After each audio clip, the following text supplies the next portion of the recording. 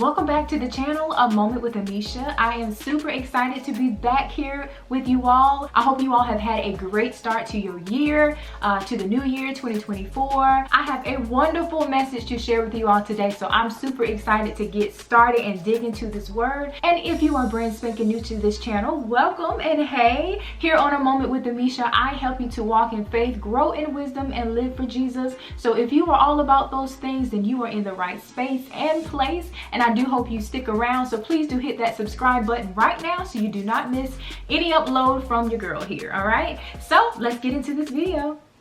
All right, you guys, I have been really studying and just like pulling so many different revelations from this story. Many of you may be familiar with this story, which is the story of Esther and Haman and Mordecai and the king and all that. And so I just like I said, I was studying this word, and then I caught this really amazing revelation, to me anyway, because, you know, when we think about the book of Esther, we think about, you know, Esther and, you know, the things that for such a time as this, that particular scripture, and where she's called to be in that specific place and time to help her people not perish. And so, you know, we sometimes we look at that in the grand scheme of it, but there's certain little small things that's happening throughout the text in Esther that was just really interesting, and it caught my eye and caught my ear as well. And so I want to share something with you. So the name of this video, as you've already read, is called What Your Enemy Doesn't Know. What Your Enemy Doesn't Know, and that God's plan is greater than the enemy's scheme. And so I want to dig into that. All right, so we're going to dive into the text. I'm going to be reading from the book of Esther, and we're going to be reading Esther in chapter 5, verses 9, 10, and 13. So I'm going to skip around a little bit, but if you have a moment to read this chapter in full, do it. I would suggest that. But for the sake of time, I'm just going to read those few verses. So starting at verse 9, it says, "That day Haman left full of joy and in good spirits. But when Haman saw Mordecai at the king's gate, and Mordecai didn't rise or tremble in fear at his presence, Haman was filled with rage toward Mordecai. Yet Haman controlled himself and went home. He sent for his friends and his wife Zeresh to join him." And then I'm going to skip down to verse 13. It says, "Still, none of this satisfies me, since I see Mordecai, the Jew, sitting at the king's gate all the time." All right.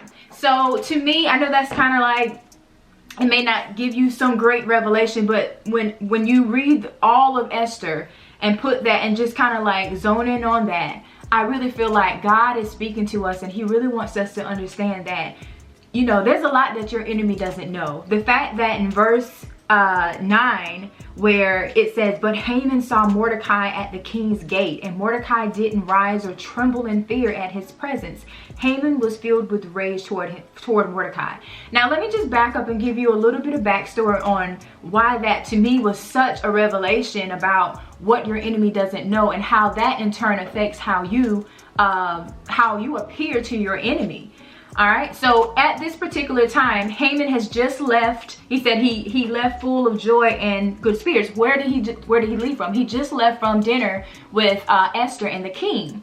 Esther had went before the king and asked if she could if there could be a dinner for her and the king, for Haman and the king and herself. And so that was granted to her. And so Haman, to him, this is like a huge reward. Like, this doesn't just happen to everyday people. He is currently a high royal official, but still, yeah, that just doesn't happen every day, where you're invited to have dinner with the king and the queen. So yeah, that is why he's just super duper excited. But also, even back up a little further before that, Haman does not like Mordecai.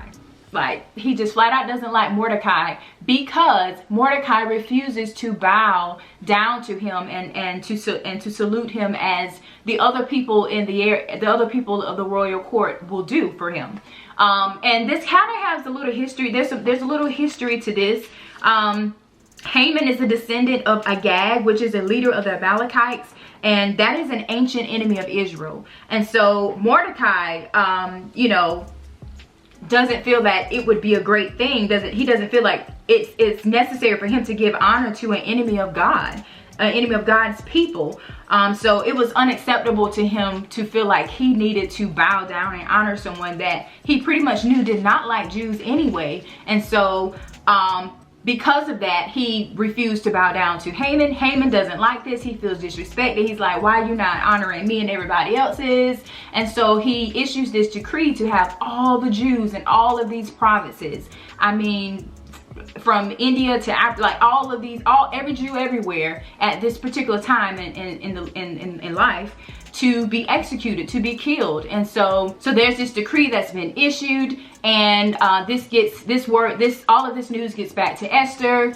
Esther then issues a fast for all of the Jews to fast and to gain spiritual insight on what to do in this situation, because she knows now too that she's not excluded from this vendetta. She is all up in this because she is a Jew herself, but the king does not know this at the time. And so yeah, so that all of this has happened. They fasted their 3 days. Like I said, Esther has presented herself in front of the king. She's had dinner with Haman and the king, and she's also, even while at this dinner, she also asked the king again, can we have another dinner with just Haman and the king? And so he is just like feeling on top of the world, like, oh my goodness, they are just in love with me. All right. But as he's leaving this dinner, he sees Mordecai once again standing outside the king's court or king's gate. And Mordecai is not, he already knows, I'm sure Haman knows that Mordecai knows that this decree has been put out, that he's going to be killed. Like he and his people will be killed. And I would think that Haman in his mind would imagine Mordecai to be, oh no, let me make sure I bow down to him now, because maybe if I be, he's probably thinking, oh, he's definitely going to honor me and respect me now because look what I have done,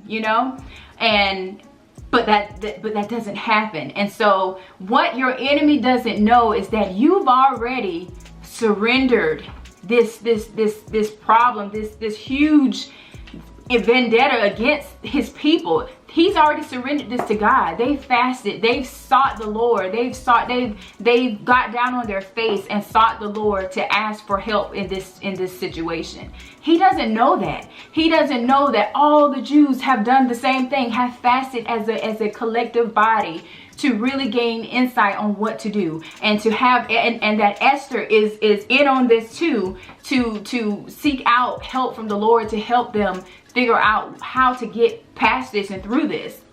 And so Haman does not know that. And so that is why sometimes, even though Mordecai wasn't necessarily praising, he wasn't doing anything sort of praising, but I believe in his spirit he was probably praising inside, because he knew that God was going to come through for him. But when they say let your praise confuse your enemy, I really do feel that Haman was so confused. He was like, how can this guy not tremble, still not do what I wanted him to do, as far as like bowing and honoring him, after he knows that this decree is in effect and will take place soon or later, And so I just want to encourage you all that are watching this, that to don't get weary, to don't drop the line. Stand firm in where you are. Seek the Lord and allow him to have your back. God has your back anyway, but you have to make sure you know that God has your back, and that you have sought the Lord when it comes to situations that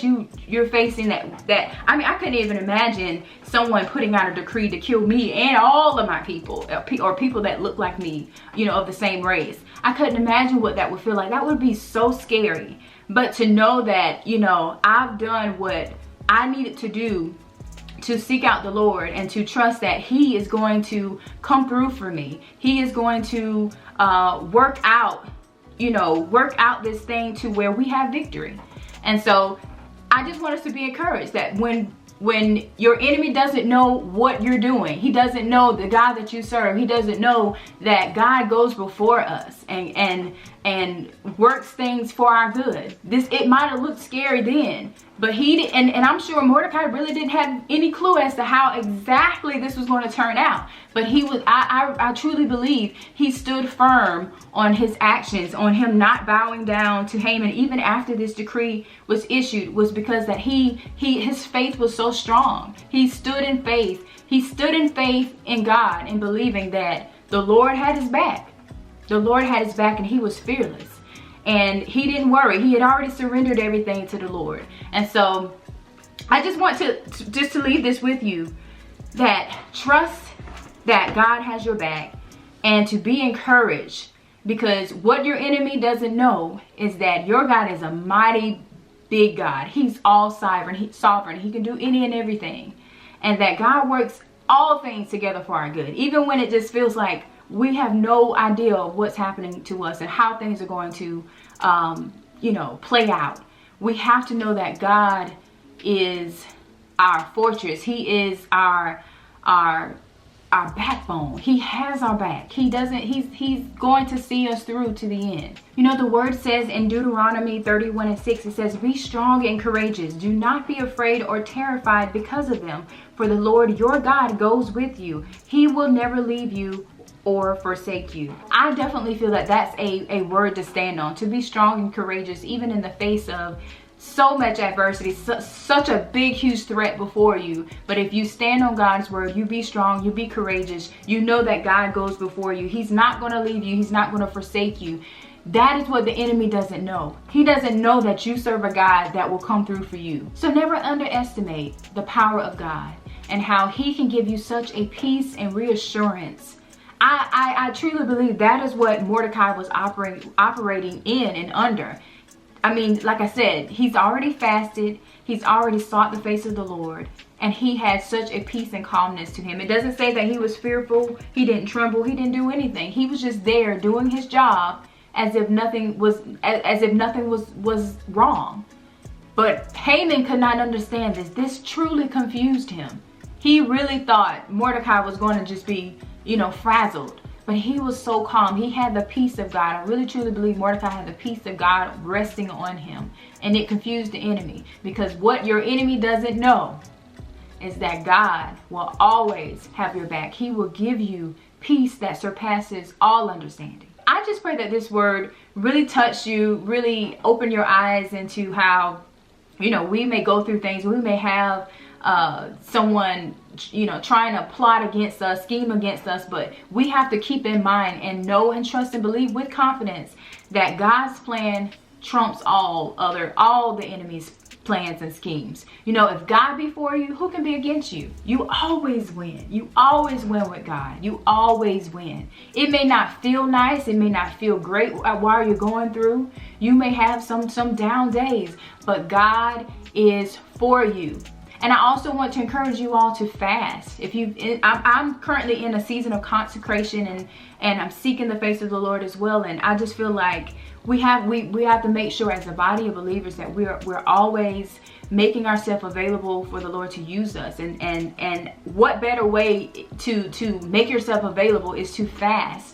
To fast and pray. Push away your plate, however that may look for you. Push away your plate and just seek the face of the Lord and allow him to speak to you, to give you insight, to give you revelation. Like I said, I don't necessarily think this was I've never known this particular verse to really stand out when hearing about the story of Esther, but to me it really stood out to me, and I thank God for sending this revelation to me and so that I can share with you, because I really think that it's going to help someone out there, and I pray it does. All right, that's all I have for you guys today. I thank you all for spending a moment with Amisha. Don't forget to subscribe, like, comment, share your opinions and comments down below. I would love to further continue this discussion on this particular story and verse in Esther. And yeah, thank you all for watching. Thank you all for spending a moment with Amisha. See you next time.